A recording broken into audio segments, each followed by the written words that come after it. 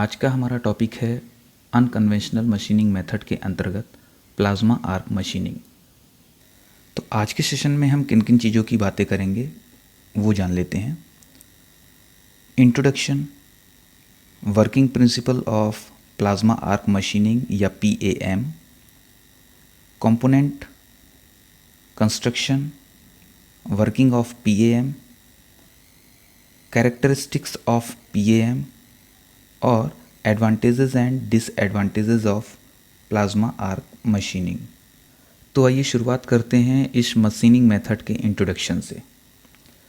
Plasma arc machining एक unconventional machining process है जिसमें वर्कपीस की सतह से मटेरियल को हटाया जाता है। इस प्रक्रिया में उच्च ताप के एवं उच्च वेग या वेलोसिटी की गैस की जेट का उपयोग किया जाता है। इस जेट की मदद से वर्कपीस की सतह से मटेरियल को पिघलाया जाता है एवं उसे हटाया जाता है। यहाँ प्रयोग होने वाली यही हाई वेलोसिटी और हाई टेम्परेचर या उच्च ताप की जो गैस होती है इसे ही प्लाज्मा कहते हैं। आइए विस्तार से जानते हैं कि आखिर प्लाज्मा है क्या।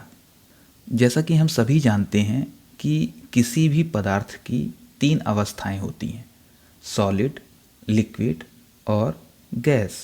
सामान्यतया अगर हम बातें करें तो यदि हम सॉलिड को गर्म करेंगे तो वो लिक्विड में परिवर्तित हो जाएगा।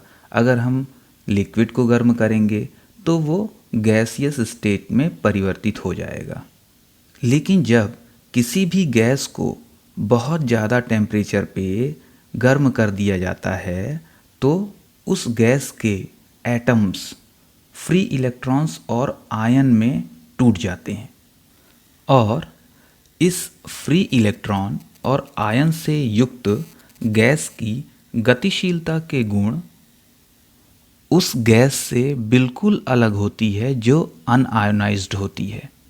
इसीलिए इस बहुत अत्यधिक टेम्परेचर वाली स्टेज को हम किसी भी पदार्थ की चौथी अवस्था मानते हैं और इसे हम नए नाम अर्थात प्लाज्मा से संबोधित करते हैं।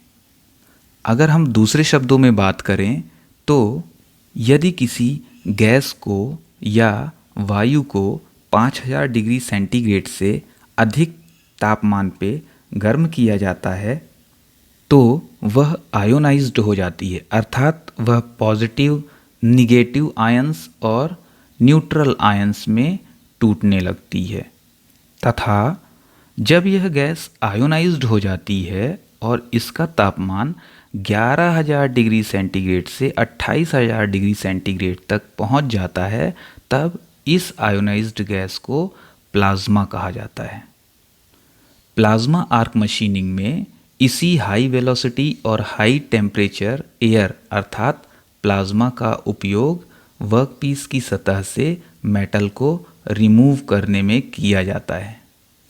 प्लाज्मा आर्क मशीनिंग में उपयोग होने वाली गैस का चयन वर्कपीस के मटेरियल के आधार पर किया जाता है। प्लाज्मा आर्क मशीनिंग प्रोसेस का उपयोग alloy steel, stainless steel, cast iron, copper, nickel, titanium, aluminium इत्यादि धातुओं के मशीनिंग में किया जाता है। Working principle of plasma arc machining. Plasma arc machining में आयोनाइज्ड प्लाज्मा का उपयोग हीट ट्रांसफ़र में किया जाता है। इस मशीनिंग मेथड में एनोड और कैथोड के बीच में आर्क जनरेट की जाती है और उस आर्क से होकर गैस को गुजारा जाता है जिसे हमें प्लाज्मा प्राप्त होती है। इस हाई टेम्परेचर और हाई वेलोसिटी की प्लाज्मा जेट को मटेरियल के ऊपर डाला जाता है जिससे मटेरियल मेल्ट होता है और उस मेल्टेड पोर्शन को मटेरियल की सतह से हटाया जाता है। इस तरह से यह मशीनिंग की प्रक्रिया पूर्ण होती है। Component of plasma arc machining. Plasma arc machining के अंतर्गत उपयोग होने वाले component plasma gun, gases, power supply, cooling mechanism, tooling और वर्कपीस हैं। इन सभी की बातें हम इस सेशन में करेंगे। तो शुरुआत करते हैं प्लाज्मा गन से। प्लाज्मा गन में एक चैम्बर होता है जिसमें टंगस्टन इलेक्ट्रोड लगा होता है। यह टंगस्टन इलेक्ट्रोड पावर सप्लाई के निगेटिव टर्मिनल से जुड़ा होता है तथा प्लाज्मा गन की नोज़ल को डीसी पावर सप्लाई के पॉजिटिव टर्मिनल से जोड़ा जाता है। जब इन एनोड और कैथोड के बीच में एक स्ट्रॉन्ग आर्क प्रोड्यूस होती है तब आवश्यकतानुसार गैस के मिक्सचर को प्लाज्मा गन में सप्लाई किया जाता है। अब यहाँ इस इलेक्ट्रिक आर्क के इलेक्ट्रॉन तथा गैस में उपस्थित अणुओं के बीच संपर्क होने से अत्यधिक ताप के कारण गैस मॉलिक्यूल आयोनाइज्ड हो जाते हैं और इस तरह ये आयोनाइज्ड गैस प्लाज्मा में परिवर्तित हो जाती है। Gases used. इस मशीनिंग मेथड में जिस मटेरियल की मशीनिंग की जानी है उस मटेरियल के आधार पर गैस या गैस के मिक्सचर का चयन किया जाता है। उदाहरण के लिए अगर स्टेनलेस स्टील और नॉन फेरस मेटल पे मशीनिंग की जानी है तो नाइट्रोजन हाइड्रोजन गैस का मिक्सचर या आर्गन हाइड्रोजन गैस के मिक्सचर का उपयोग किया जाता है। इसी प्रकार यदि कार्बन और एलॉय स्टील या फिर कास्ट आयरन की मशीनिंग की जानी होती है तो नाइट्रोजन हाइड्रोजन गैस मिक्सचर या कंप्रेस्ड एयर गैस का उपयोग किया जाता है। यदि एल्यूमिनियम और मैग्नीशियम के वर्कपीस में मशीनिंग की जानी होती है तो nitrogen gas, nitrogen hydrogen gas mixture या आर्गन हाइड्रोजन गैस मिक्सचर का उपयोग किया जाता है। Power supply. Plasma arc machining method में डीसी पावर सप्लाई का उपयोग प्लाज्मा गन के दो टर्मिनल के बीच में किया जाता है। यहाँ एनोड और कैथोड के बीच में हैवी पोटेंशियल डिफरेंस की करंट का उपयोग किया जाता है जिससे वह एक बहुत ही स्ट्रॉन्ग आर्क डेवलप कर सके, उत्पन्न कर सके और गैस का मिक्सचर आयोनाइज्ड हो सके और गैस को प्लाज्मा में परिवर्तित कर सके। Cooling mechanism.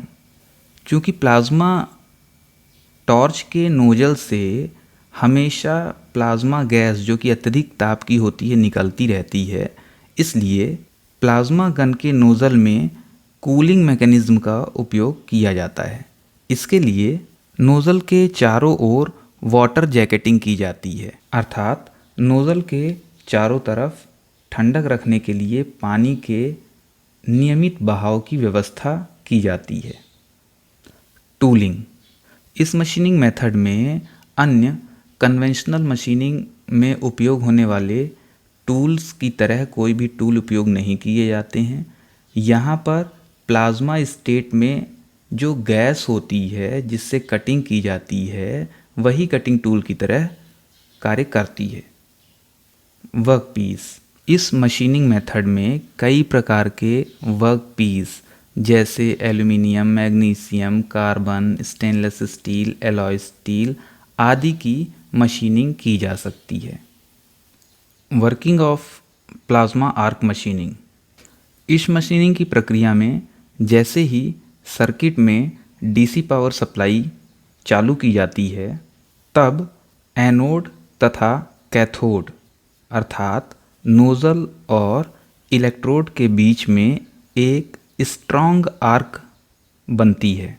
इसके बाद चैम्बर में आवश्यक गैस या गैस के मिक्सचर को सप्लाई किया जाता है। यह गैस मशीनिंग किए जाने वाले मेटल के आधार पर हाइड्रोजन, नाइट्रोजन, आर्गन या फिर इनके मिक्सचर के रूप में हो सकती है। इस गैस को एनोड तथा कैथोड के बीच में उत्पन्न आर्क द्वारा गर्म किया जाता है। इस गैस को 11,000 डिग्री सेंटीग्रेड से 28,000 डिग्री सेंटीग्रेड तक गर्म किया जाता है।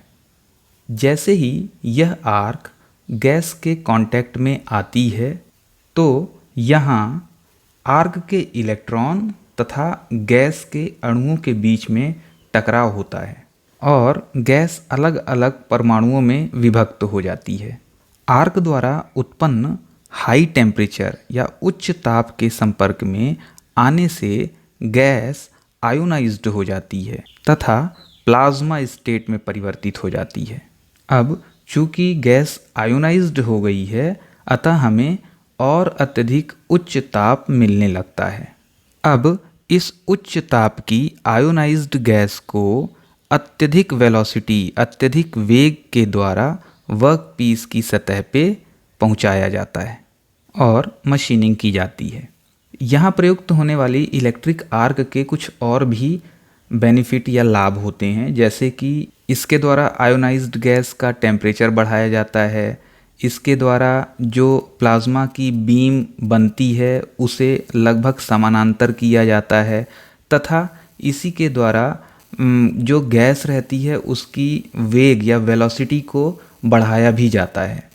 जैसा कि चित्र में प्रदर्शित है, जैसे ही प्लाज्मा जेट वर्कपीस पे पड़ती है, वह वर्कपीस की सतह को पिघलाना चालू कर देती है, तथा जो हाई वेलोसिटी की गैस इस पर डाली जाती है, जिससे यहाँ पर पिघली हुई मेटल वहाँ उस जगह से हट जाती है।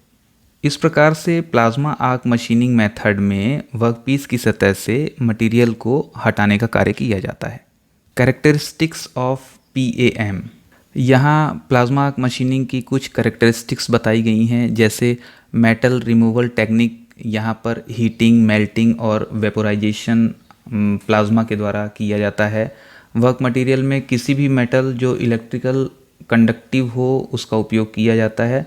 यहाँ पर टूल की रूप में प्लाज्मा जेट का उपयोग किया जाता है और इस प्लाज्मा जेट की वेलोसिटी लगभग 500 मीटर पर सेकंड की होती है। यहाँ उपयोग होने वाली जो पावर है वो 2 से 220 किलोवाट तक की उपयोग की जाती है, तथा यहाँ करंट को 600 एम्पियर तक की करंट में उपयोग किया जाता है। वोल्टेज 40 से 250 वोल्ट रहता है, तथा कटिंग स्पीड 0.1 से 7 मीटर पर मिनट की रहती है, तथा MRR अर्थात metal removal rate 145 centimetre cubes per minute का मिलता है।